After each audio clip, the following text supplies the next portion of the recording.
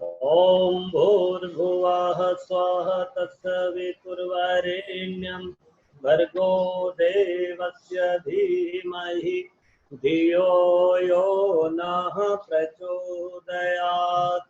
ओम विश्वानि देव सवितः दुरितानि पराशुभ यद्भद्रं तन्न आशुभ। ओम परम पूज्य गुरुदेव और परम वंदनीय माता जी की सूक्ष्म संरक्षण में छत्तीसगढ़ में हमारे सभी भाई बहन, उपस्थित सभी भाई बहन, शांति कुंज की पावन धरा, गंगा की गोद, हिमालय की छाया और इस सिद्ध भूमि तपस्थली से, एक साधना के दिव्य लोक से आप सबका हृदय से स्वागत, वंदन और अभिनंदन करते हैं। आज यहाँ पानी गिर रहा है, अभी अच्छी बारिश हो रही है और आज दिन में गर्मी थी तो शाम को बारिश हो जाती। ये प्रकृति का कुछ ऐसा क्रम है कि थोड़ी सी भी गर्मी पड़ती है तो भगवान थोड़ा ठंडक भेज ही देता है। गर्मी आती है तो उसके बाद बरसात, और बरसात आती है तो उसके बाद में फिर ठंड आती है, ठंड के बाद फिर बरसात, गर्मी आ जाती है। तो ये जो क्रम है, प्रकृति का जैसा क्रम है, ऐसे ही मानवीय क्रम भी। हम अपने जब भारत के जीवन शैली को और जीवन इतिहास को देखते हैं तो हमको भारत के इतिहास के पन्नों में अनेक स्वर्णिम अध्याय दिखाई देते हैं। और इतिहास के जितने भी स्वर्णिम अध्याय हैं, इन सभी अध्यायों को लिखने वाला इस देश में ही नहीं, दुनिया में भी सिर्फ युवा वर्ग रहा है। जब कभी भी कोई चुनौती दुनिया को घेरती है तो युवा शक्ति सामने खड़ी हो जाती है। अब आप वर्तमान को ले लीजिए, अभी कोरोना का कालखंड चल रहा है, दुनिया में त्राही त्राही मची हुई है। हमारे देश में भी आज बड़ी संख्या में लोग संक्रमित हो गए। आज पुनः 10-12 हजार लोगों की संख्या बढ़ गई है पूरे देश में। इसके कारण बीमार लोग और उसके साथ साथ मृत्यु को प्राप्त भी है। हमारे कई भाई बहन जिनका जीवन अंत हो गया, ये भी हमको इस कालखंड में दिखाई दे रहा है। तो आप जरा विचार करके देखिएगा कि इस समय में भी अगर दुनिया में, देश में कहीं कोई तन कर खड़ा हुआ है, चाहे वो सेवा के काम में हो, चाहे वो लोग हों जो रात दिन डॉक्टर के रूप में, नर्स के रूप में, वार्ड बॉय के रूप में हमारी सेवा में प्राण रक्षा के लिए लगे हुए हैं, और चाहे वो लोग जो सड़क पर खड़े होकर हमारी सुरक्षा कर रहे हैं, और चाहे वो जवान लोग जो देश पर इन दिनों जो चारों तरफ से आक्रमण चल रहे हैं, चाहे नेपाल की बॉर्डर हो, पाकिस्तान हो या चीन हो, वहां भी आपको देखने को मिलता है कि वहां भी हमारा युवा वर्ग, हमारे देश के जवान भारत की रक्षा करने के लिए, अपने भारत माता के दूध की लाज रखने के लिए अपनी जान हथेली पर लेकर खड़े। तो ये जो समय चल रहा है, ये भी एक बड़ी चुनौती का समय, और ये चुनौती का समय जहाँ एक और बूढ़े आदमी को नकारात्मकता में ढकेल देता है, वहीं यौवन को वो एक नई ललकार, एक नई पुकार देता है, और युवा वर्ग तनकर खड़ा होता है। वो कहता है कि हम इससे संघर्ष करेंगे और कोरोना पर विजय प्राप्त करेंगे। आप इस समय देश में अलग अलग आयाम में कोरोना का प्रभाव देख रहे हैं। रोजगार के क्षेत्र में, शिक्षा के क्षेत्र में, चिकित्सा के क्षेत्र में, आप उद्योग जगत के क्षेत्र में, व्यापार में, सामाजिक व्यवस्थाओं में, रीति रिवाजों में, सब में परिवर्तन हो रहा है। हमारा धर्म क्षेत्र भी इससे वंचित नहीं है। आज आप देख रहे हैं सारे मंदिर बंद हैं, प्रसाद नहीं दे सकता कोई, किसी को चरणामृत नहीं ले सकते, घंटी नहीं बजा सकते। एक अजब तरह का समय इस दौर से हम लोग सब लोग गुजर रहे हैं। तो स्वाभाविक रूप से इस समय भी मैं मानता हूं कि एक यौवन की आवश्यकता है, एक जागृति की आवश्यकता है, एक उत्साह और उमंग की आवश्यकता है। जो आदमी हताशा, निराशा, अवसाद, भय, उदासी, डिप्रेशन में चला गया, वो बुजुर्ग है। और जो आदमी इसमें उत्साह, आशा, विश्वास, धैर्य, साहस कायम रख रहा है, सच्चे अर्थों में वो युवा है। इसलिए यौवन की परिभाषा जब गुरुदेव ने की तो उन्होंने कहा कि यौवन वो है जिसका तन मन मचलता रहता हो, जो कुछ नए करने की ठानता रहता है, गुरुदेव कहा करते थे कि जिसके शरीर में, देह में शक्ति का महाबल हो, जिसकी आत्मा में प्रकाश तेज दमकता हो, जिसकी भावनाएं सदैव उदात्त बनी रहती हों, उसी को युवा कहा गुरुदेव, जो सदैव तत्पर है काम करने के लिए, जो आशा और उमंग से भरा हुआ। इसलिए दुनिया के इतिहास को उलटने पलटने की क्षमता हमारे देश के नहीं संपूर्ण विश्व के युवाओं में रही है।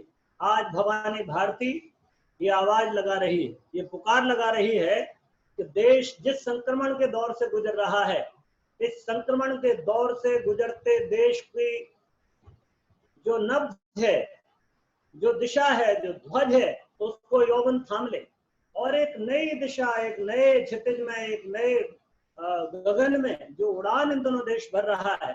आप देख रहे हैं इन दिनों भारत दुनिया में छाता चला जा रहा है। पूरी दुनिया में भारत की धमक, कहीं भी जाइए आप, किसी भी क्षेत्र में जाइए, आपने पिछले दिनों देखा हमारे प्रधानमंत्री जी ने कहा कि जो वैश्विक संस्थाएं, इनमें परिवर्तन की आवश्यकता है। आज दुनिया के बहुतेरे देश यही भाषा रिपीट कर रहे हैं। उन्होंने कहा WHO में संशोधन की जरूरत, हमारे यूनाइटेड नेशन में पुनर्विचार की आवश्यकता है, और ये बात आज बढ़ती चली जा रही है और भारत का दबदबा निरंतर बढ़ रहा है।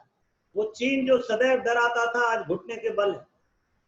वो हम कह सकते हैं कि वो पाकिस्तान जो सदैव उत्पात करता था, आज भीख मांगने की,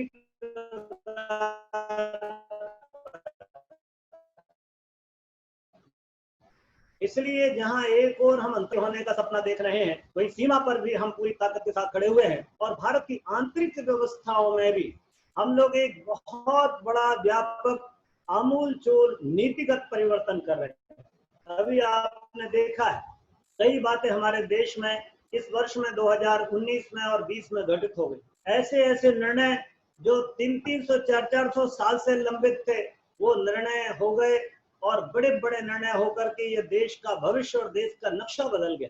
और हमने आवाज लगा दी कि पीओके को खाली करो। मित्रों, ये किसी यौवन की आवाज है। मैं तो मानता हूं कि आज हमारे माननीय प्रधानमंत्री जी के भीतर एक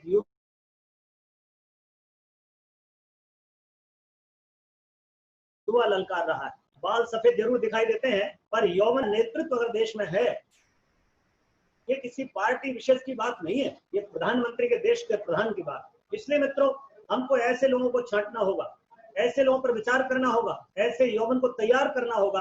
और हर बार मैंने देखा है, जैसे श्रद्धेय डॉक्टर साहब लगातार पिछले 25 साल से देश की तरुणाई को जगाने का काम कर रहे हैं, वही काम अब हमारे प्रधानमंत्री जी यौवन को झकझोर रहे हैं। तो मुझे लगता है जैसे मान लो वैश्विक प्रवाह चल रहा है यौवन के जागृति का। भारत के इतिहास में जहां तक खंगाल कर देखें तो एक गौरवशाली इतिहास दिखाई देता है, एक बहुत विराट, एक विशाल संस्कृति दिखाई देती है। वहीं दूसरी ओर हमारी सनातन संस्कृति की वो धाराएं जो वैश्विक हो चुकी हैं, उन पर हमारा बरबस ध्यान चला जाता है। चाहे हमारा योग हो, हमारा आयुर्वेद हो, हमारे पंचशील हो, हमारे मूल्य हो, मानवीय मूल्य, इन सब पर आज चर्चा हो रही है और ये अपनाए जा रहे हैं। तो इस तरह से हम देखते हैं कि भारत सांस्कृतिक दृष्टि से भी बहुत मजबूत हो रहा है और इसके पीछे भी एक बड़ी शक्ति काम कर रही है। भवानी भारती शायद इस समय कुछ एक अलग तरह का परिवर्तन चाहती। आप देखते हैं किसी समय में हमारा देश जगत गुरु था, चक्रवर्ती सम्राट था, सोने की चिड़िया था, और हमने इन सबको प्राप्त करने में पूरी दुनिया के किसी भी देश पर कोई आक्रमण नहीं। पिछले 10,000 वर्षों का इतिहास से चिल्ला चिल्ला कर कहता है कि भारत ने कहीं भी किसी देश पर आक्रमण के लिए अपने सैनिक नहीं भेजे। हम आत्मरक्षा में जरूर खड़े हुए, परंतु हमने 10,000 वर्षों में बिना किसी पर आक्रमण किए हुए देश को एक शानदार स्थल पर लाकर खड़ा कर दिया। अब मित्रों, ये समय भारत का है। आने वाली शताब्दी भारत की शताब्दी। स्वामी विवेकानंद, परम पूज्य गुरुदेव, महर्षि अरविंद, महर्षि रमन और भी हमारे महामानवों ने इस बात की विधिवत घोषणा की है कि आने वाला समय भारत का समय है। और मित्रों, जब कभी भी भारत का समय आएगा तो भारत के यौवन का समय होगा, क्योंकि हमारा इतिहास इसी युवा शक्ति तरुणाई की देन रहा है। चाहे बुद्ध हो, राम हो, महावीर हो, कृष्ण हो, गांधी हो, गौतम हो, सबके जीवन को आप पलट के देखें तो तरुणाई ने ही दिशा मोड़ते दिखाई देते। वही देखते हैं आप राम का यौवन मर्यादा में परिवर्तित हो जाता है, बुद्ध की करुणा बह उठती, और आप देखते हैं कि महावीर की अहिंसा उनके भीतर से सब यौवन और नरमाई का ही काम दिखाई दिया। इसलिए मित्रों, आने वाले दिनों में भी एक बड़ी चुनौती और बड़ा संभावना हमारे सामने प्रकट हो रही है। इस कोरोना ने, जैसा हम लोग कल बात कर रहे थे, इस कोरोना ने एक नई तरह की स्थिति, नए तरह के जगत को जन्म दिया है। और ये जगत जो इन दिनों बन रहा है, आप देखिए सारा का सारा दारोमदार युवा शक्ति पर जाएगा। एक नई टेक्नोलॉजी, एक नई शिक्षा पद्धति, एक नया समाज, एक वर्गहीन समाज। आप देखेंगे इन दोनों सब चीजें अपने आप होती चली जा रही हैं। आदमी निरंतर एक के बाद एक अच्छाई सीखता चला जा रहा है, अनुशासित होते चला जा रहा है। तो निश्चित रूप से ये समय हमारे लिए बहुत जोरदार है। अगर हमने कोरोना कालखंड से कोई शिक्षण प्राप्त किया और हमारा युवा खड़ा हो जाए, देश की पुनः हम नदियों को गंदा होने से रोक सकते हैं। हम इस देश की हवा को फिर से शुद्ध और सुगंधित बना सकते हैं। हम चाहे तो देश में फिर से एक नया साम्राज्य रोजगार का खड़ा कर सकते हैं। हम चाहे तो अपने गांव को हम फिर से जीवंत बना सकते हैं और हमारी ग्राम्य संस्कृति को फिर से जीवित किया जा सकता है। इसलिए मित्रों, अभी बहुत सारी गुंजाइश हमें दिखाई दे रही है और इसका पूरा दारोमदार श्रद्धेय डॉक्टर साहब ने एक बहुत सुंदर पुस्तक लिखी थी। 2006 में वो पुस्तक लिखी थी, जब आंदोलन हमारा चरम पर चल रहा था, युवा क्रांति पथ। आप सबने जरूर पढ़ी होगी, और नहीं पढ़ी हो तो अभी भी उस पुस्तक को पढ़िए। वो कहते हैं कि इस बार क्रांति की जिम्मेदारी युवाओं की। मित्रों, हम सबको मिलकर के एक नए राष्ट्र का, नए विश्व का निर्माण करना है, युग का निर्माण करना है। इसलिए जब कभी भी हम ये विचार चिंतन अपने भीतर दौड़ाते हैं तो हमारे सामने साफ तौर पर बदलती हुई दुनिया दिखाई देती है, और इस बदलती दुनिया के दौर में युवाओं की भूमिका दिखाई देती है। आज आप देख रहे हैं दुनिया सबसे जवान देश भारत बन गया, और निरंतर ये भारत की जवानी सारी दुनिया में फैल रही है। अभी भी आप चले जाइए कोरोना में, आप ब्रिटेन में जाइए तो आज 50% से ज्यादा जो डॉक्टर्स कोरोना से लड़ाई लड़ रहे हैं वहां, वो कोरोना वॉरियर्स हमारे भारत के डॉक्टर्स।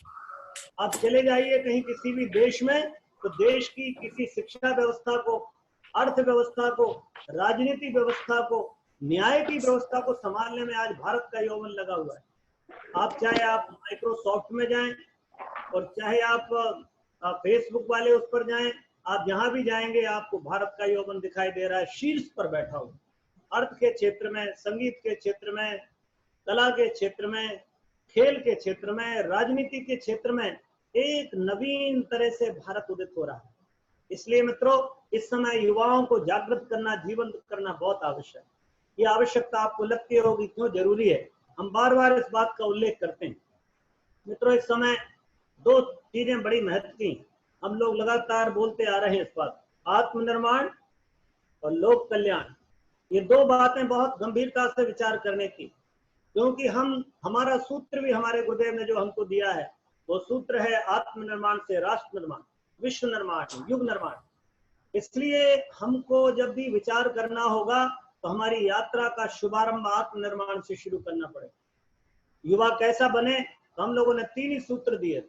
एक सरलतम विधि व्यवस्था युवा के जीवन को संभालने की दी, USA, उपासना, साधना और आराधना। ये 3 सूत्रों से आप अपने जीवन को गढ़िए। उपासना से अपने व्यक्तिगत जीवन को ठीक करिए, साधना से अपने अभ्यासों को ठीक करिए, अपनी मान्यताओं को बदलिए, अपनी परिभाषाओं को बदलिए, अपने परिवेश को ठीक करिए, और आराधना से जगत की सेवा में जुट पड़िए। आत्म कल्याण और लोक कल्याण के 2 उभय पक्ष लेकर के जब युवा चलता है तो निश्चित रूप से वो विजय को प्राप्त करे। दूसरी बात जो हम कहते थे कि अगर ये 2 सूत्र हमको समझ में आ जाए, आत्मनिर्माण का सूत्र समझ में आए, तो हम फिर युग निर्माण की बात करें। आज दुनिया में किसी भी क्षेत्र में आप जाइए, राजनीति में अगर आपको उथल पुथल दिखाई देती है तो उसका कारण राजनीति की व्यवस्था या किसी संविधान की कमजोरी नहीं है। कमजोरी ये है कि उसके योग्य, इसलिए भारत की ये पहली आवश्यकता है। दूसरी बात मैं देखता हूं कि हमारे सामने 2-3 संदर्भ उभर के आते हैं। एक संदर्भ तो हमारा देश का ही है। देश बड़े जोरदार दौर से गुजर रहा है, एक छलांग हम लगा रहे हैं एक ऐसे युग में हम दौड़ रहे हैं और वो संभावना भारत में अत्यधिक है क्योंकि भारत के पास मूल्य है, जीवन मूल्य। और अन्य देशों में आप देखें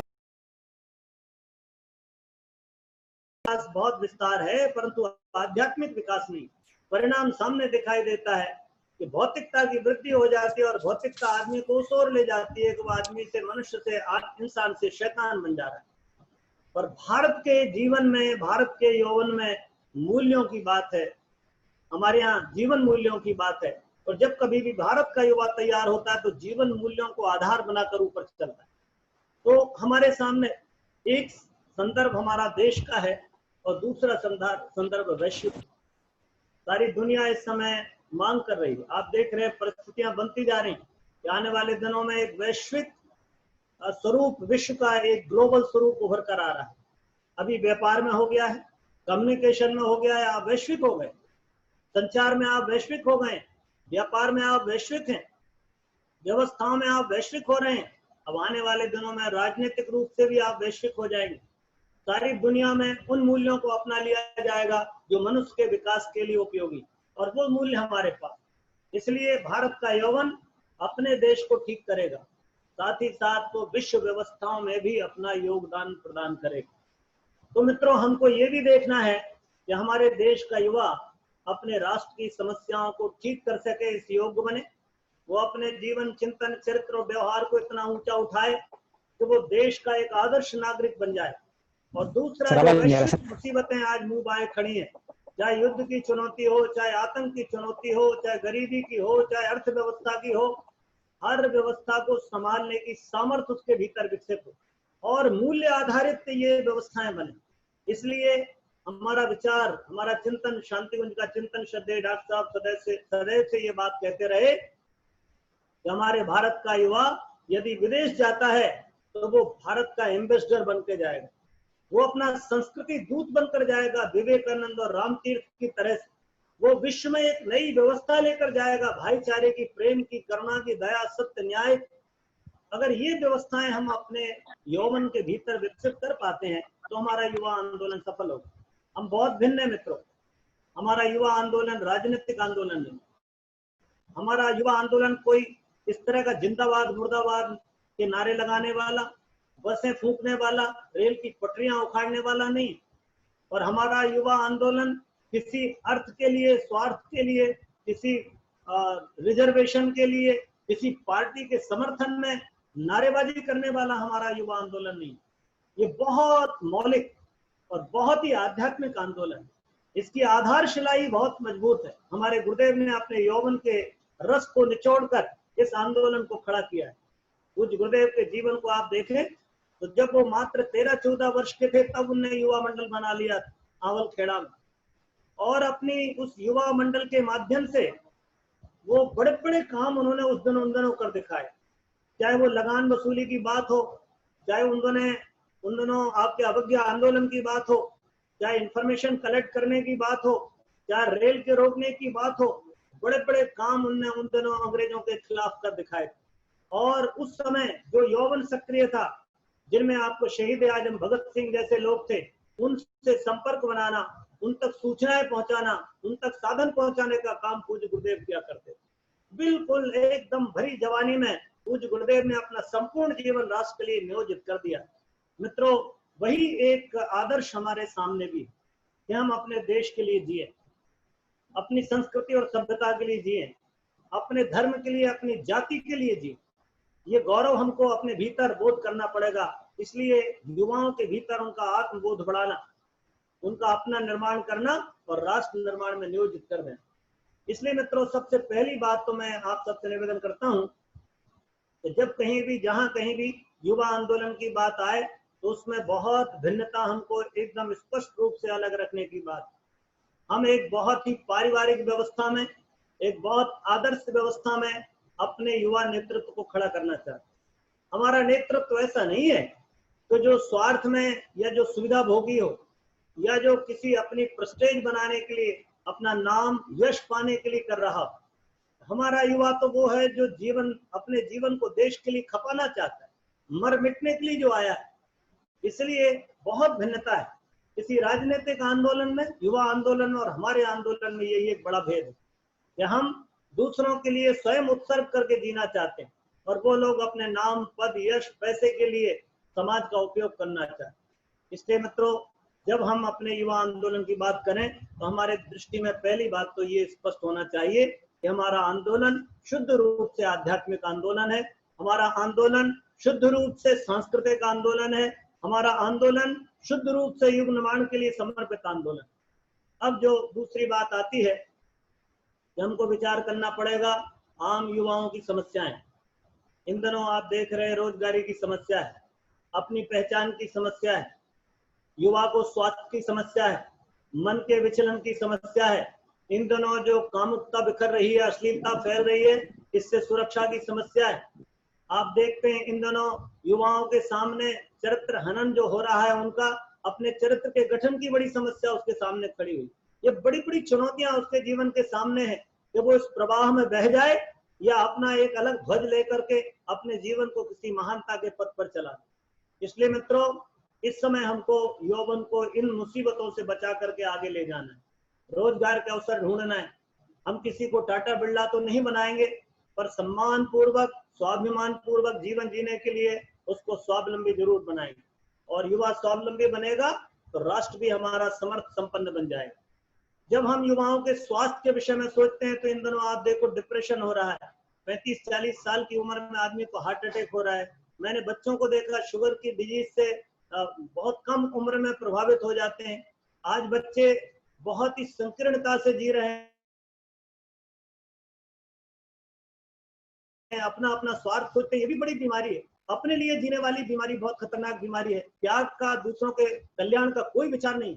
तो इससे भी हमको अपने युवा की रक्षा करनी पड़ेगी और उनको एक ऐसा पाठ पढ़ाना पड़ेगा कि वो अपने जीवन के साथ दूसरों के जीवन के लिए विचार करने लगे, उसके सामने नए नए आदर्श उपस्थित करने होंगे। तीसरी आप देखते हैं, अगर युवा हमारा स्वस्थ बनता है तो राष्ट्र समर्थ बनेगा। मित्रों, अभी आपको जानकर हैरानी होगी कि हमको एडवर्टाइजमेंट करने पड़ते हैं सेना की भर्ती के लिए कि आप सेना ज्वाइन करिए। बार बार पेपर्स में आप देखते हैं, न्यूज चैनल्स पे देखते हैं आप, एडवर्टाइजमेंट हो रहे हैं। ये हमारे लिए शर्म की बात है।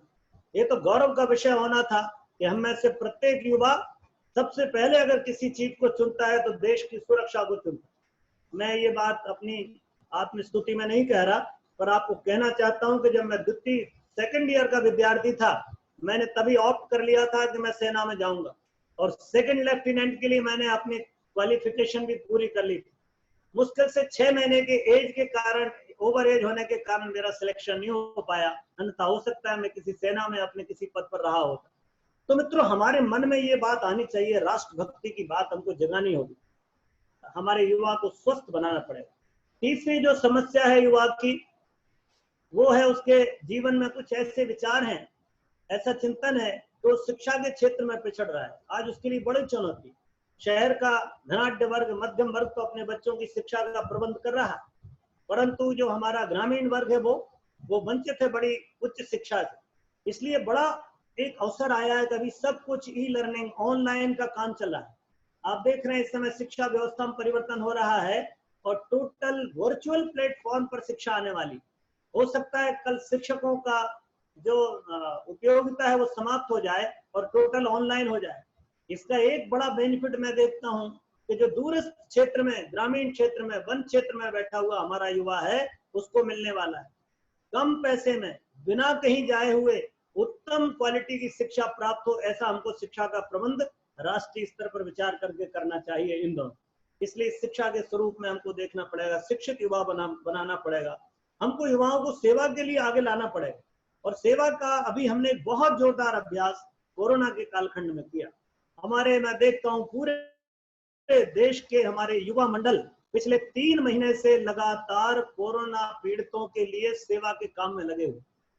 जितना काम पिछले 3 महीने में गायत्री परिवार ने किया है, शायद ही कोई संगठन, हजारों हजार, लाखों लाख लोगों तक भोजन पहुंचाने का काम, जो प्रवासी हमारे घर वापसी में मजदूर हमारे भाई बहन जा रहे थे, उनकी सहायता करने का काम, ये ऐसा लगता था जैसे संवेदना की गंगा बह उठी हो।